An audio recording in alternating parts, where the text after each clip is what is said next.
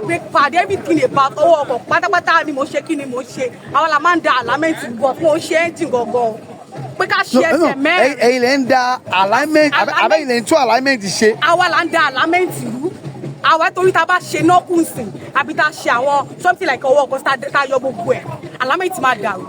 ẹ ṣe kò lè yín rí tó fẹ́ ká. rárá o bí a kì í wá nǹkan mi ṣe. ẹ̀rù lé mi rí o ṣé mo àwọn ṣọ́ọ̀bù wa a ní àwọn ọmọọṣẹ́ ṣọ́ọ̀bù wa wọ́n fi owó lé mi seriously.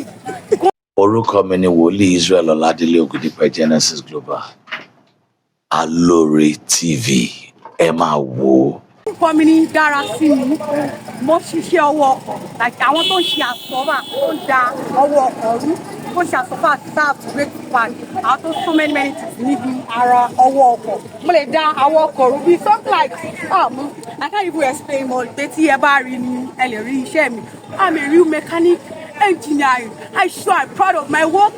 Yes, I can show you the proof that I'm proud of my work.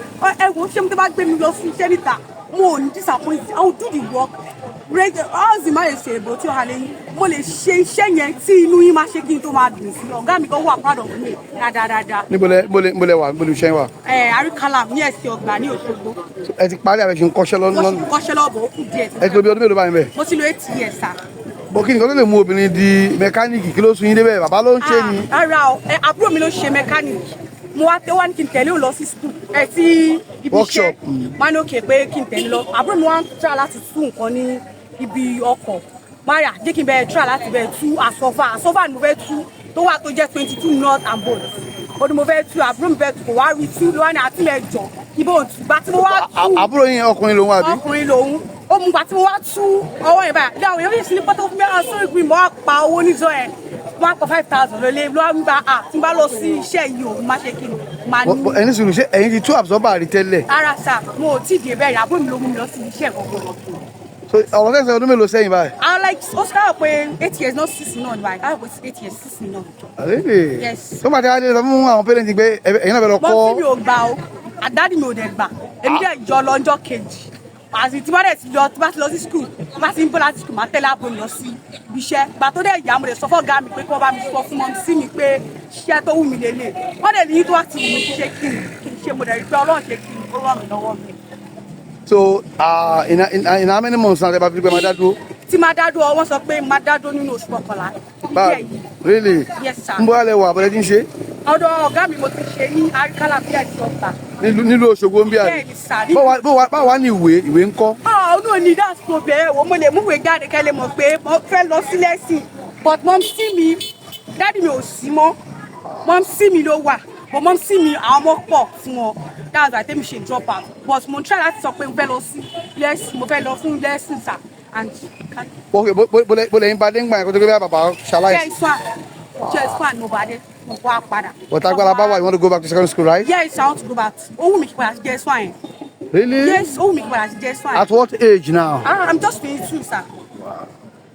ó wù mí ní àbọ̀ mo ní station kékeré mo ṣì ń lọ sí class. wọ́n dàgbà ẹsẹ̀ pé wà lórí TikTok náà. yes of course Darasimi HU number 1. Darasimi HU number 1.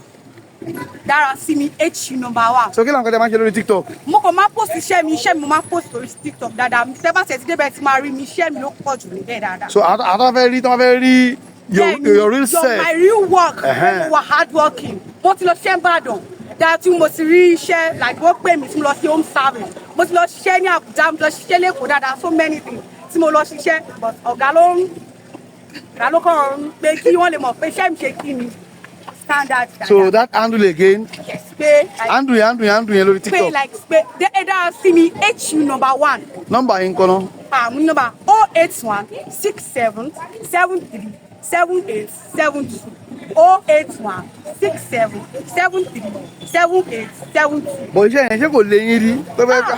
rárá o bí a kì í wá nǹkan mi ṣe. ẹ̀rù lé mi rí o ṣé mo àwọn ṣọ́ọ̀bù wa a ní àwọn ọmọọṣẹ́ ṣọ́ọ̀bù wa wọ́n fi owó lé mi seriously gan seriously wọ́n ṣáàtì wọ́n ní láti fi owó lé mi but èmi máa ṣe bí kid nínú àti tí bá dé ṣọ́ọ̀bù wa ẹ̀ lè mọ̀ pé obìnrin ni mí mo máa ń dress like bí ọkùnrin àti mo máa bá àwọn ọkùnrin ọ̀dọ̀ wa ṣe é kó bàbá tó mi o tí wọ́n lè ti lọ bá àwọn ṣòwò mu ọ̀gbìn náà àwọn náà máa ń try sọ pé ó já out with me but. ọ̀ṣẹ́ ẹ̀yin ò ní boyfriend ni. èmi ní o but mi ní o mi káwọn pé mo ní but mi ní káàgọ̀ mo ní but mi ní. yẹn níṣẹ́ yìí Bẹ́ẹ̀ sà. to you kí lọ́jọ́ iwájú ẹ̀. Ọjọ́ iwájú mi dà sá ó wà grateful gan torí èmi gan ti mọ̀ mo mọ̀ dáadáa torí tí n bá travel ṣé mo ibi tó jẹ́ kí n mọ̀ pé iṣẹ́ yìí ó dáa ni pé tí ibi tó ọ̀gá ń bá ran ọkùnrin like ọ̀gá mi lọ tí wọ́n bá gba tí ọ̀gá mi bá tó bá gba 50,000 wá láti ibẹ̀ like ìwọ̀n tí n bá lọ sí ibẹ̀ mo lè gba bí 30,000 má tún wá fún mi ní special 10k yàtọ̀ sí pé létí ọ̀gá fẹ́ fún mi bí tí mo ti mọ̀ pa èyí tẹ̀sán ọ̀gá àwọn máa gbọ́. na ọ̀gá mi gbọ́ ọ̀gá mi kọ́ lè mọ̀ pé àwọn wà proud of me dáadáa ni pé tọ́gà bá rán mi níṣẹ́ lọ síta ní tí ọkùnrin bá gbà láti ta má gbà mọ́ dànù. ẹ bọ̀ ṣé yẹn ṣe agbára ni gbogbo à ń gbé rin. fún náà kì í ṣe iṣẹ́ agbára fún pé torí pé ẹ̀yin ò tí kọ lẹ́yìn ṣe wò pé ó wà ní agbára wà wá tá ti mọ̀ kò ní agbára ló ti ta wa. gbogbo ṣọ́ọ̀kì ni àbọ̀bà ni. gbogbo ọwọ́ ọkọ̀ àsọ́fà brake pad everything about ọwọ́ ọkọ̀ pátápátá ni mo ṣe kí ni mo ṣe àwọn la máa ń da àlámẹ́ǹtì gbọ̀ fún ó ṣe ẹ́ńtì gangan pé ká ṣe ẹsẹ̀ mẹ́rin. ẹ̀yin lè ń da alignment abẹ́yìn lè ń tún alignment ṣe. àwa là ń da alignment rú àwa torí tá a bá ṣe nọ́kùnsìn àbí tá a ṣe àwọn something like ọwọ́ ọkọ̀ tá a yọ gbogbo ẹ̀ alignment máa dàrú alignment bá dẹ̀ ti dàrú ẹ máa try láti bí lọ sí ọ̀dà àwọn ò lè bá yín ṣe alignment àwa kàn máa da alignment rú kó sí ni tá a bá ti lè ṣe ọwọ́ ọkọ̀ alignment máa dàrú ni. bó sọ ọwọ́ ọkọ̀ yẹn máa dúró máa fẹ́ mi. ó máa ẹyin inú yín máa dádùn torí ọ̀gá tó kọ́ mi níṣẹ́ mọṣẹ́. ẹ̀yin náà mọ mọ́tò wa báyìí. ara ọ̀sán mi ìwọ mọ́tò wa o ọ̀gá mi ò aláwọ̀ mi láti wa mọ́tò torí nígbà tí mo ti wa mọ́tò tí mo ti fi mọ́tò kọlù kọ ni wọ́n ti aláwọ̀ mi bọ̀ tí mo mọ mọ́tò wa. ọmọ olúwo ni. ọmọ Òṣogbo ni mí sà ọmọ Òṣogbo mo Òṣogbo gangan ni mí. Thank you so much.